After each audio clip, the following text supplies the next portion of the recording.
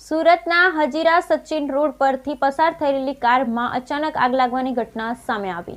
સુરતમાં હજીરા સચિન રોડ પરથી પસાર થઈ રહેલી કારમાં આગ લાગી તે પછી પ્રચંડ વિસ્ફોટમાં કારમાં સવાર એક યાન વેપારી જીવતા બળીને મૃત્યુ પામ્યા। વેપારીઓ સચિન તરફ પરત ફરી રહ્યા હતા ત્યારે અચાનક અકસ્માત થયો હતો।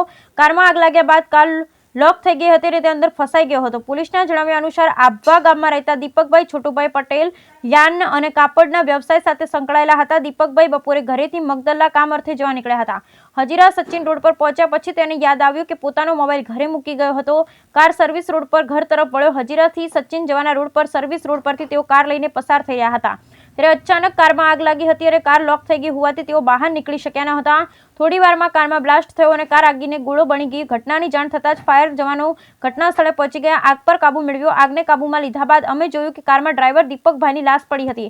આ અંગે તેમણે તાત્કાલિક ડુમસ પોલીસને જાણ કરી ડુમસ પોલીસ ઘટના સ્થળે પહોંચી લાશને પોસ્ટમોર્ટમ માટે મોકલી આગળની કાર્યવાહી હાથ ધરી। આગળ લાગવાનું કારણ સ્પષ્ટ થયું નથી। Bureau report Sunil Ganjawala.